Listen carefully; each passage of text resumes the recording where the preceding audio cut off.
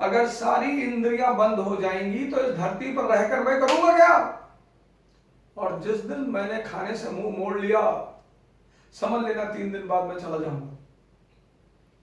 मां शारदा एक दिन खाना लेकर आई और रामकृष्ण ने मुंह मोड़ लिया, थाली तो उनके हाथ से छूट गई। केशवचंद्र सेन बहुत बड़े इंटेलेक्चुअल थे। इंटेलेक्चुअल कभी कभी प्रचंड मूर्ख भी होते हैं। थोड़ा सा पढ़ लेते हैं 10, 20, 50 किताब, तो बस उनको लगता है कि अरे ज्ञान का भंडार है वो, ओमनिसिएंट। यहां कोई ज्ञानी नहीं इस दुनिया में, कोई अपने आप को परम ज्ञानी घोषित नहीं कर सकता। तो केशवचंद्र सेन ने कहा कि मैं रामकृष्ण से संवाद करूंगा, वाद विवाद करूंगा, मैं साबित करूंगा कि ईश्वर नहीं है।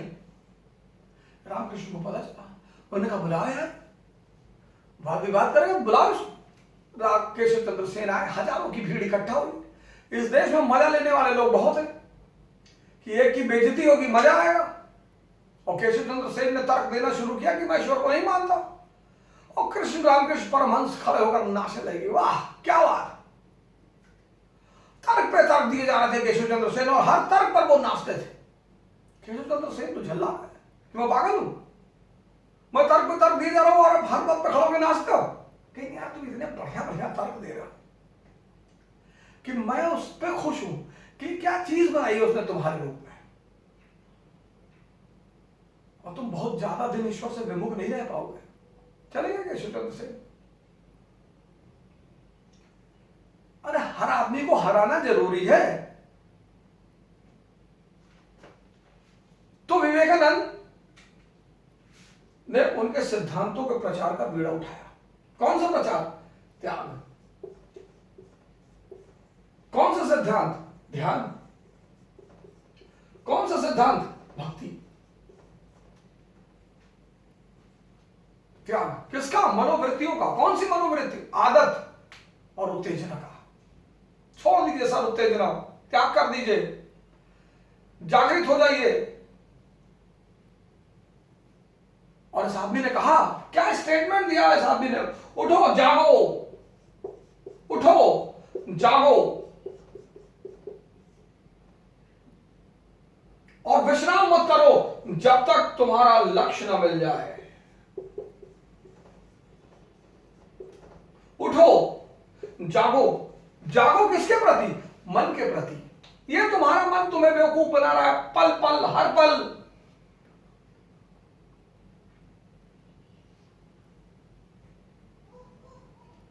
दूसरा बेवकूफ बनाए समझ में आता तुम्हारा मन।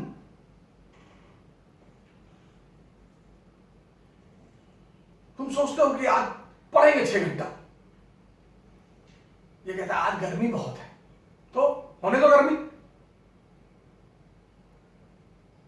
गर्मी में लड़की बुला ले तब तो नहीं चिल्लाओगे, तब तो गर्मी नहीं समझ में आएगी। गर्मी में पुरुष बुला ले तब गर्मी नहीं लगेगी।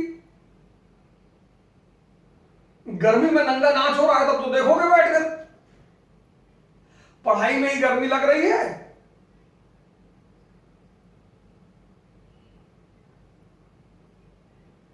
मन के षड्यंत्र। ध्यान करने के लिए कहोगे, कहेगा कल से करना, अब मानसून शुरू होगा, थोड़ा ठंडी बढ़ेगी तब करना। और मूवी देखने के लिए तुरंत तैयार है।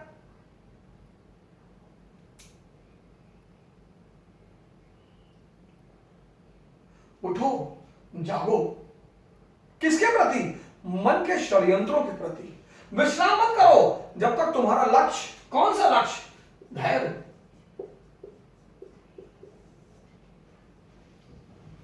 हर धर्म धैर्य की तारीफ करता है, हर धर्म, इस्लाम, हिंदुइज्म, हर धर्म, क्योंकि धैर्य से धर्म पैदा होता है। मन की सबसे बड़ी ताकत है धैर्य। हरामखोरी नहीं कि 18 घंटा सो रहे हैं हमारे अंदर बड़ा धैर्य, वो हरामखोरी है। धैर्य, धैर्य का फल मीठा होता है।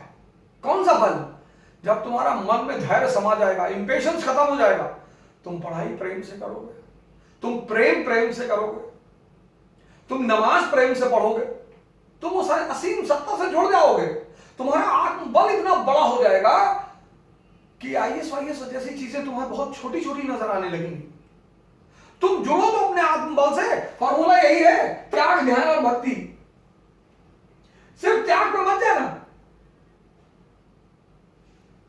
सिर्फ त्याग पे मत जाना। त्याग तपस्या के बिना अधूरा है, त्याग ध्यान के बिना अधूरा है। और त्याग और तपस्या कैसे? भक्ति की तरह, अनकंडीशनल।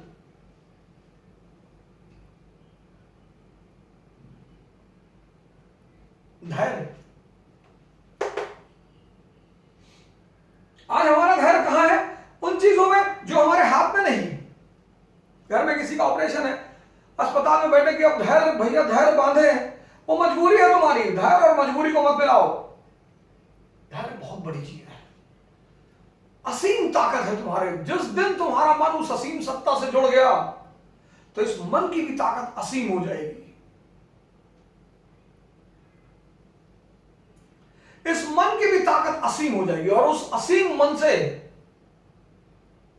तुम असीम कार्य कर सकते हो।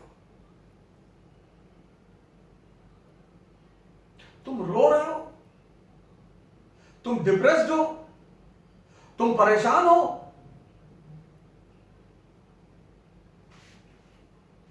पहला कदम रहा स्वामी विवेकानंद का अपने गुरु के सिद्धांतों का प्रचार और प्रसार। दूसरा, स्वामी विवेकानंद ने सामाजिक क्रिया पर बड़ा बल दिया। सामाजिक क्रिया,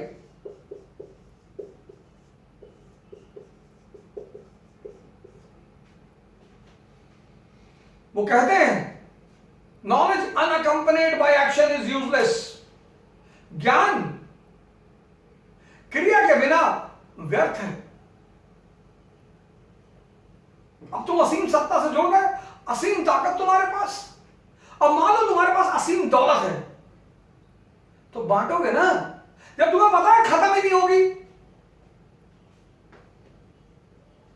जब तुमको पता है खत्म ही नहीं होगी। मोहम्मद बांट देते थे शाम तक जो इकट्ठा होता था। निजामुद्दीन औलिया बांट देते थे। क्यों? क्योंकि असीम से जुड़े हुए थे, असीम से, इनफाइनाइट। आज एक भाई घर में मिठाई का डब्बा छिपा के लाता है कि दूसरे भाई के बच्चे देख ना ले। क्यों? क्योंकि वो असीम से जुड़ा हुआ नहीं। इसीलिए तो इतना तनाव है समाज में। भाईचारा खत्म हो गया, प्रेम खत्म हो गया।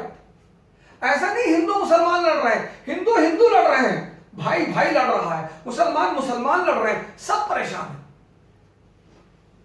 ऐसा नहीं ब्राह्मण दलित लड़ रहा है, ब्राह्मण ब्राह्मण लड़ रहे हैं, दलित दलित लड़ रहे हैं, सब परेशान है। सामाजिक क्रिया, ऋण है इस समाज का तुम्हारे ऊपर, ऋण है इस परिवार का तुम्हारे ऊपर, ऋण है इस मुल्क का तुम्हारे ऊपर, ऋण है इस विश्व का तुम्हारे ऊपर। उठो, जागो और इस परिवार, समाज, देश और दुनिया को कष्टों से मुक्ति दिलाओ।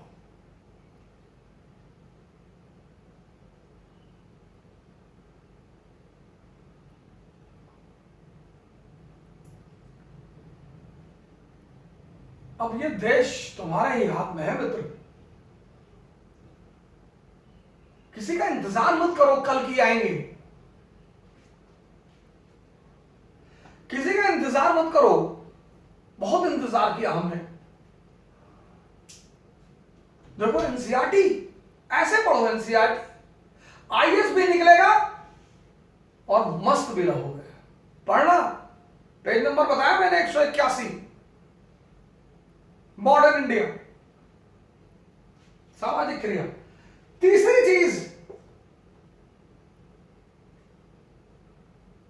विवेकानंद ने एकता पर बल दिया।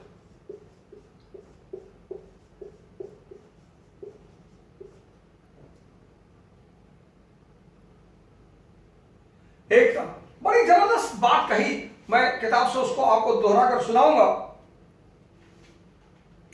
उन्होंने कहा, पेज नंबर 181, अपने गुरु की तरह उन्होंने भी सभी धर्मों की बुनियादी एकता की घोषणा की।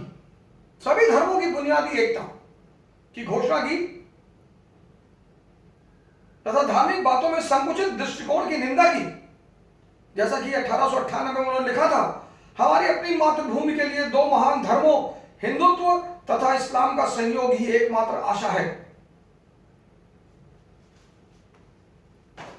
हिंदुत्व और इस्लाम का संयोग ही एकमात्र आशा है। डॉक्टर जाकिर नाइक के बारे में मैं लिख देता हूं, एक मियां है जिससे मैं नाराज रहता हूं दुनिया, बाकी मैं किसी से नाराज नहीं रहता। डॉक्टर जाकिर नाइक से मैं बहुत नाराज रहता हूं। अभी रिसेंटली पाकिस्तान में एक मंदिर निर्माण का मुद्दा उठा कि सरकार, पाकिस्तानी सरकार कुछ पैसा दे रही थी मंदिर निर्माण के लिए, तो वहां के मौलानाओं ने फतवा जारी किया। तो जाकिर नाइक ने भी कहा, आप डालिएगा यूट्यूब पे मिलेगा आपको, अभी रिसेंट उनका वीडियो है कि मुसलमान मंदिर निर्माण का पैसा नहीं दे सकता। अरे चाचा, तुमको आज भी मंदिर मस्जिद अलग अलग घर दिखाई पड़ते हैं इतना पढ़ने के बाद, इतना आलिम होने के बाद। वो मेरा रिजवान कसाई, अगर वो ये बात बोले मैं उसे माफ कर दूं, तो लाखों लोग तुम्हें सुनते हैं, लाखों लोग तुमको पढ़ते हैं, तुम इस तरह की बातें करते हो। और मंदिर मुसलमान के पैसे से नहीं बनेगा तो काफिरों के पैसे से बनेगा। नुसरत फतेह अली खान की गजल नहीं सुनी? मंदिर मस्जिद ये मैखाने हैं, ध्यान के सेंटर हैं। कोई ये माने कोई वो माने, सब तेरे ही हैं यहां दीवाने। कोई ये माने कोई वो माने, और तुम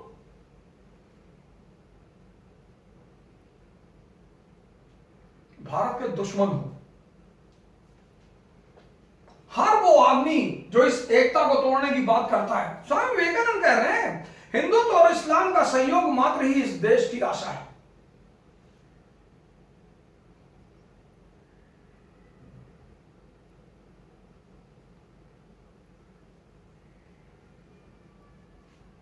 क्यों दिया एकता पे बल? चौथा पॉइंट, उपनिषदों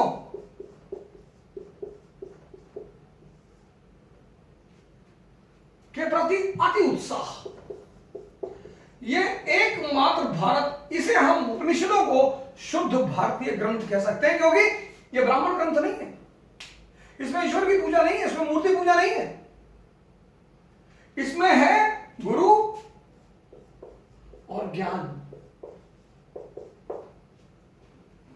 आप पढ़िए उपनिषद, इसे हिंदू ये नहीं कह सकते कि ये हमारा है, मुसलमान ये नहीं कह सकते हमारा है, ईसाई नहीं कह, ये शुद्ध आध्यात्मिक ग्रंथ है, ये सबके हैं। इसी को तो दारा ने कहा कि कुरान और उपनिषद, वो जो उसने किताब लिखी मजमुल बहरीन, दो समुद्रों का मिलन, उसमें उसने यही तो साबित किया, और उसने उसमें एक लाइन लिख दी कि उपनिषद श्रेष्ठतम ग्रंथ है। बस मौलाना लॉबी नाराज होगी। कुरान श्रेष्ठतम नहीं है? अरे भैया, भावुकता में कह दिया उसने कि हर धर्म, इसमें किसी धर्म विशेष का संबंध नहीं है, इसमें ध्यान और साधना की बात की गई, बस किसी ईश्वर की बात नहीं गई, कोई मूर्ति पूजा की बात नहीं की गई। ये भारत के वास्तविक ग्रंथ है।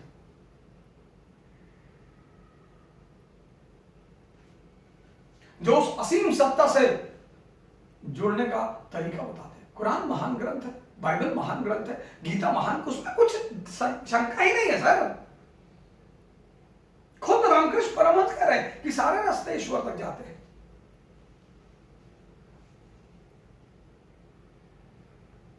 उपनिषद हिंदू पुरोहितों को बड़ा अभद्र शब्दों का इस्तेमाल किया है, रीत रिवाज कर्मकांडों की बड़ी बुराई की है। वो दारा बेचारा, उसने इसकी तारीफ कर दी। कुफ्र है, कुफ्र है, कुफ्र।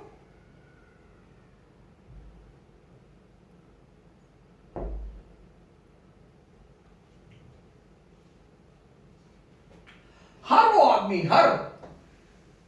वो चाहे हिंदू हो, चाहे मुसलमान हो, चाहे सिख हो,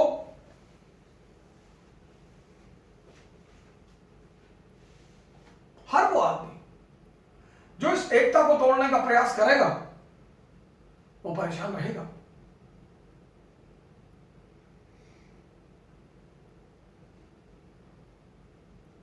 एकता पर बल दिया।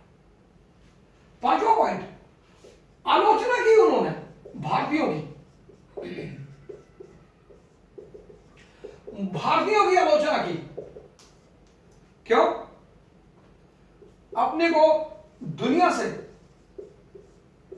पृथक रखने के कारण।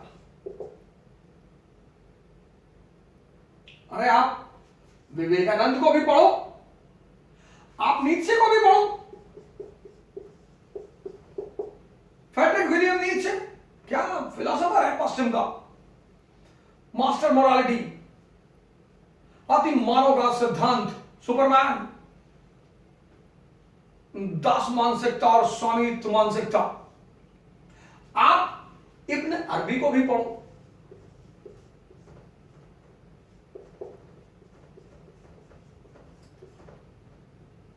अरब का दार्शनिक है, तौहीद वजूदी का सिद्धांत देता है, यूनिटी ऑफ बीइंग, कि सभी मनुष्य एक है और उनका सृजन करता एक है।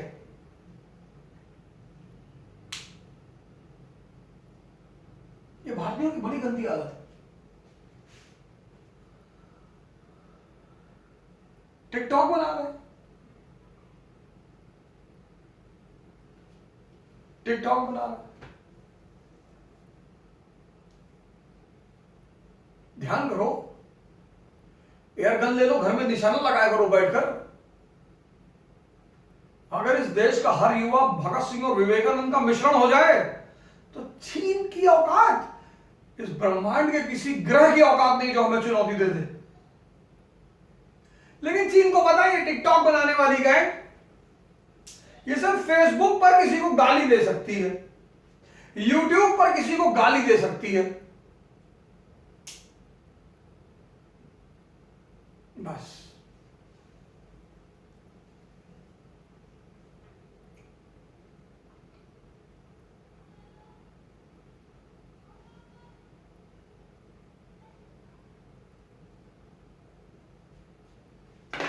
और सिर्फ विवेकानंद ने नहीं कहा एकता की बात, मुसलमान विद्वानों ने भी कहा।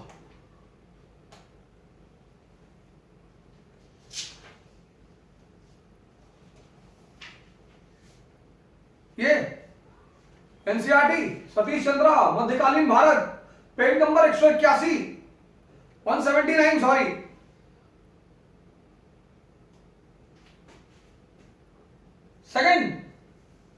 Second line, third paragraph. ये मैंने डॉक्टर जाकिर नाइक साहब से सीखा, ये चीज मैंने उनसे सीखी। लेकिन इस दौर का सबसे उल्लेखनीय फारसी लेखक अमीर खुसरो था।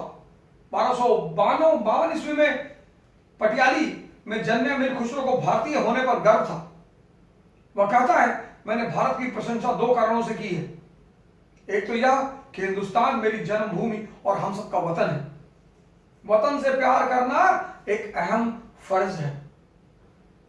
यह अमीर खुसरो कह रहा है, किताब खोल के पढ़ लीजिएगा। हिंदुस्तान स्वर्ग के समान है, इसकी आबो हवा खुरासान से बेहतर है।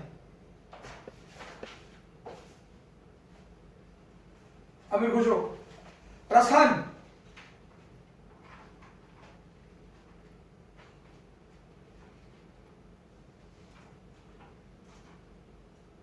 रसखान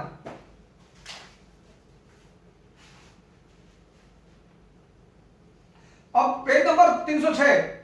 अब्दुल रहीम खान खाना ने जीवन तथा मानवीय संबंधों के विषय में फारसी विचारों के मेल से मधुर भक्ति काव्य की रचना की है। अब्दुल रहीम खान खाना अकबर के दरबार के प्रमुख कवि।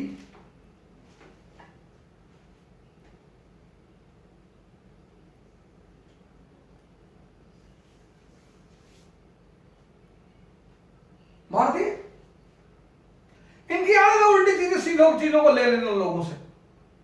सिर्फ बुद्ध को ही क्यों पढ़े?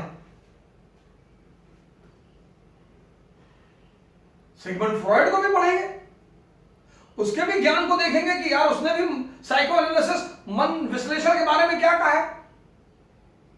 कहता नहीं रैंचो 3 इडियट में कि ज्ञान का दरिया चारों तरफ बह रहा है, जहां मौका मिले वहीं पी लो। बुराई क्या है? सिर्फ अपनी संस्कृति का अभिमान भी बेवकूफी है। ये कहा स्वामी विवेकानंद। कितना जागृत मन है कि जहां से भी अच्छी चीजें मिले ले लो।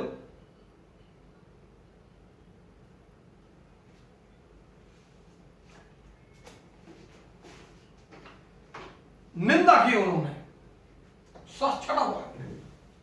निंदा की, निंदा की किसकी? जाति प्रथा की।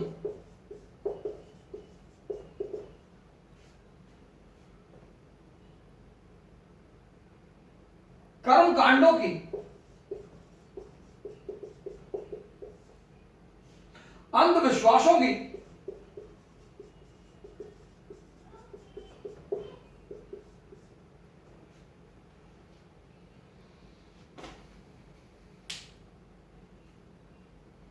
नाम है त्रिभुवन शुक्ला, दारू पी के नाली के सामने पड़े। तुम ब्राह्मण हो तो फिर बुद्ध क्या है?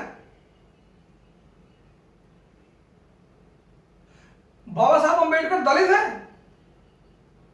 दलित नहीं है वो। यही तो इस देश का सिद्धांत है, वर्णाश्रम व्यवस्था, कर्म के अनुसार स्थान।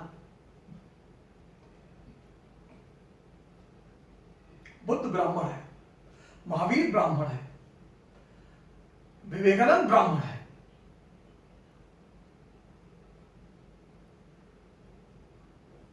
जो अपने इंद्रियों को जीत चुका है, महावीर हो चुका है, जो अपने इंद्रियों का स्वामी हो चुका है, जो ब्रह्म से तदात्म जुड़ चुका है, वो ब्राह्मण है।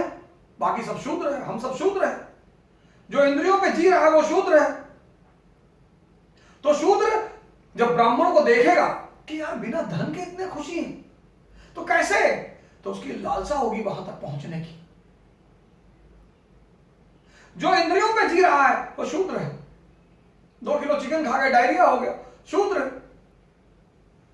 लड़की देखी 4 किलोमीटर पीछे चले गए, बस गुजर गई ऊपर से, मर गए, शूद्र है।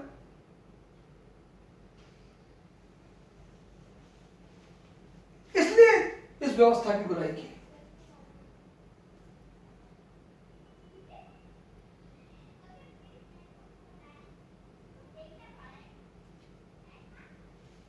समझो किसी चीज को। तुम्हारे अंधविश्वास के चक्कर में 1000 साल तक इस देश की औरतें जलाई गई। सती, वो तो महानता थी विलियम बेंटिक की। और तब उन्होंने कहा स्वतंत्रता,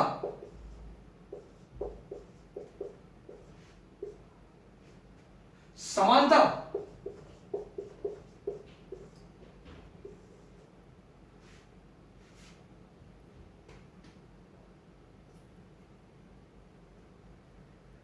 और लिबर्टी।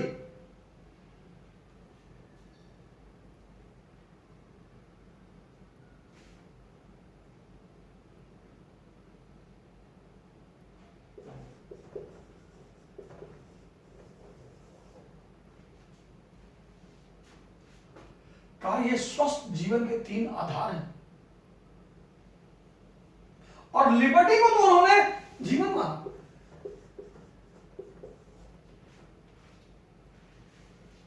अभिव्यक्ति की,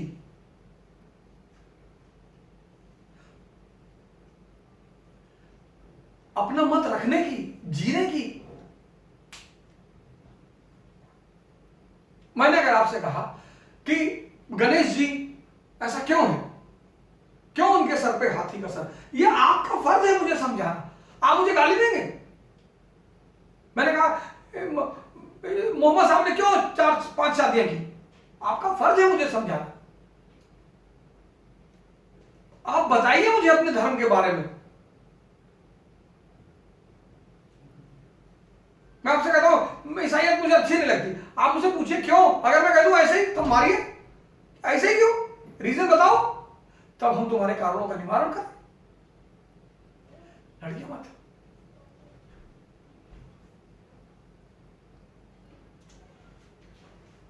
सातवीं बात, मानवतावाद पर बल।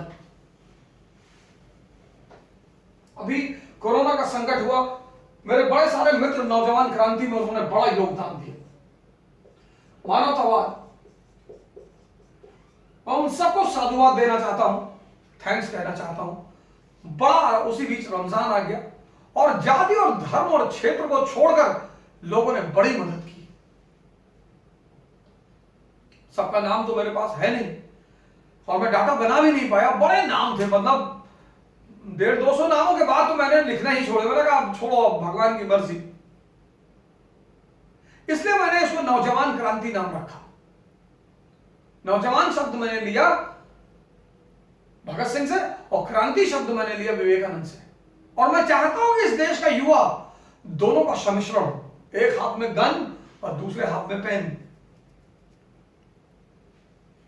पेन और किताब ज्ञान के विस्तार के लिए और गन बुराई के विरोध के लिए। कि हाथ नहीं जोड़ेंगे, बदतमीजी करोगे तो हाथ नहीं जोड़ेंगे।